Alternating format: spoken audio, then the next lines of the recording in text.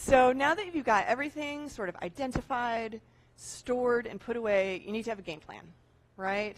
So the first sort of step for this game plan is maybe switching up the way that you think about each vegetable, all right? So maybe you had something when you were like 8 years old, and it was raw, and you hated it, and you're never going to eat it again. It happens, right? I hear that all the time, okay? Maybe now you have different tastes because you're grown up, right? So the first thing is, if you've never had something raw, and if it's edible raw, and if you need to figure it out, you know, do a quick Google search and you can figure it out. But taste it raw and see what you think. All right, so I'm going to pass around some raw spinach. You can just pick it up by the stem. I think most of you have probably had spinach in a salad, okay?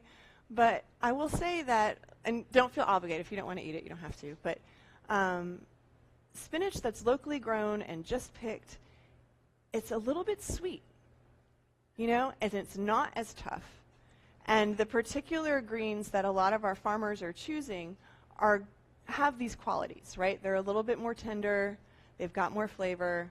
And again, you're just sort of experimenting and seeing what you like, what you don't like, all right? But you want to sort of challenge your assumptions about the vegetable. So does this spinach taste any different than other spinach that you've had?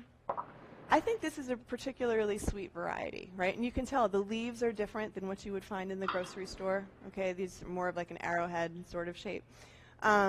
So, you know, just sort of challenge your assumptions a little bit. That's the first thing I would say. The second thing I would say when you're planning is to look at the quantity of what you've received, okay? Because sometimes, you know, you'll get the beets, but there's going to be like 2. And they might be kind of small. And if you have a family of 5, then that's not going to go too far, okay? So what would you guys do if you have a larger family and you got 2 beets? Would you use them? Yeah? How would you use them? I don't know, right? So you might sort of identify if something that you got in your basket is going to be used like as a vegetable side or as a garnish, okay, or as an ingredient in something else. And that's going to sort of dictate what sorts of recipes you look for, okay? So if something is a garnish, and this is particularly useful if you get like just a few leaves of basil, which might happen. It's not enough to make pesto.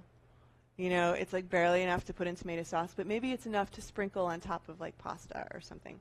I'm going to show you a chiffonade technique that can be used for any sort of leafy green or herb. It's going to be similar in effect to like a julienne, right, which is the tiny little strips. And that was something that you would use for like a beet or a radish or something if you only got a couple of them. So what I'm doing here is, with any chiffonade that you're going to do, any leaf, you want to first take the stem off, okay? For some of the smaller leaves, the stem will be really tender and edible. You know, certainly herb stems are edible. They have a lot of flavor. Just most people tend to not use them. Tougher stems like these, they are edible, okay? And there are whole books on how to use other things that you would otherwise throw away or designate as kitchen trash. Okay, I'm not going to talk about that today.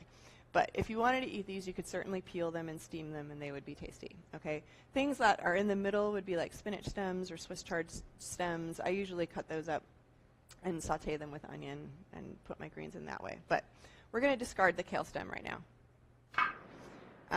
And then to chiffonade, you're going to take your larger pieces and you're going to stack them together.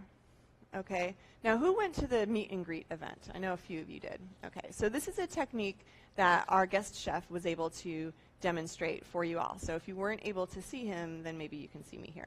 So what he did was he stacked these larger pieces like this, and then you roll it up like a cigar or a burrito. And you take your knife, which is hopefully sharp, okay, and which you are holding, by the way, like a tennis racket or like you're shaking someone's hand.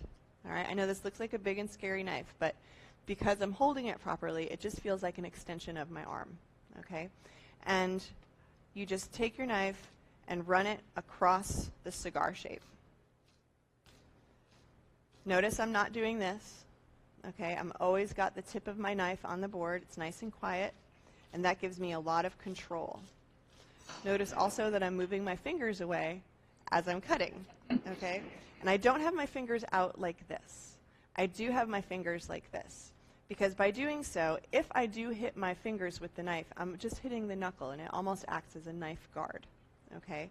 So it's a little bit of safety, particularly when you are working with wet produce, all right? You want to make sure that you're using as many safety tips as possible, okay? When I do this, I'm left with sort of a nice kind of ribbon. And this is, you can see how this would be pretty on top of pasta or on another finished dish. And it's just a way to, you know, again, use everything that's in your bag or box in sort of a fun way.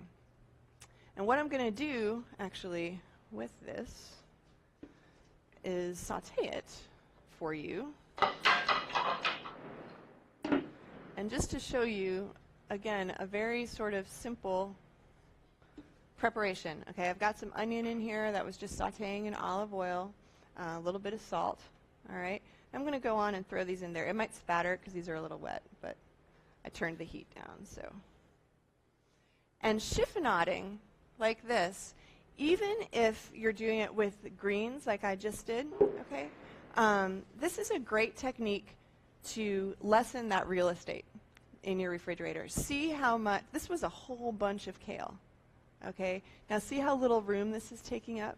You could do this ahead of time, all right? Go on and pack it in a container like this. I would put a paper towel on top just to sort of regulate the moisture, okay? But then they're ready to go. They're already washed, they're already cut. You don't have to deal with it when you get home, okay? And you can put it in a lot of different things. So saute would be a really easy sort of thing. I think a lot of people think about that. Maybe add a little garlic, because garlic is good. Another way to take up even less room in your refrigerator is to go on and blanch your greens. All right, now do y'all know what I mean by blanching? Some of you do, some of you don't. Okay, so blanching means that you set your vegetable or fruit in simmering water, all right, just under a boil. And you go on and let it sit there until it kind of collapses. And for different vegetables, it'll be a different amount of time. But I particularly like doing this with greens. And let's be honest, y'all are going to get a lot of greens. Okay, for those of you who have experienced the CSA already, you know this.